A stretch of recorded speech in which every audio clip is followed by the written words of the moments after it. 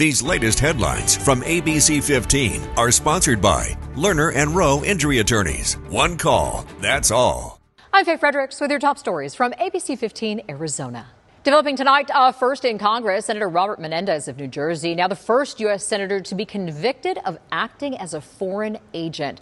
Jury finding the senator guilty on all 16 counts of receiving bribes in the form of gold bars, a luxury car, and cash in exchange for advancing the interests of some New Jersey businessmen and the Egyptian and Qatari governments. Senator Menendez allegedly provided sensitive, non-public U.S. government information to Egyptian officials and otherwise took steps to secretly aid the government of Egypt.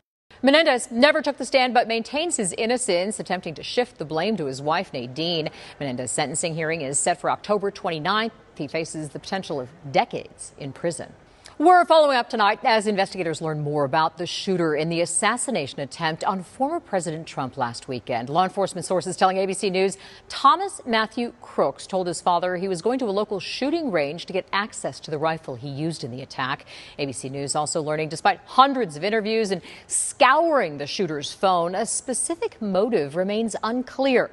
Tonight, serious questions remain about the apparent lapse in security that allowed the gunman to get onto the rooftop and fire at Trump in the first place.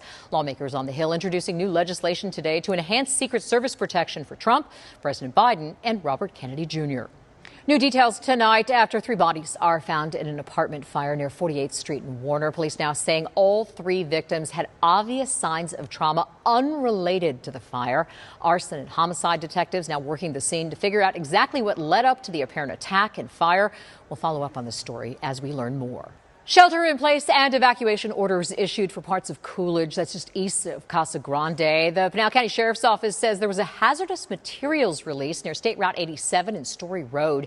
People living from East Steel Road to East Kleck Road between State Route 87 and North Fast Track Road being asked to evacuate. If you live west of State Route 87 to north of La Palma Road, you're asked to shelter in place. The Coolidge Council chambers are open to evacuees. The shelter in place order now lifted for Randolph, the Arizona Training Center, the Coolidge Generating Station, and Stinger. We're working to learn more about exactly what happened. Look for updates online and throughout our newscast tonight. On Wildfire Watch, the Watch Fire has now burned more than 2,100 acres on the San Carlos Apache Reservation. It's now more than 80% contained.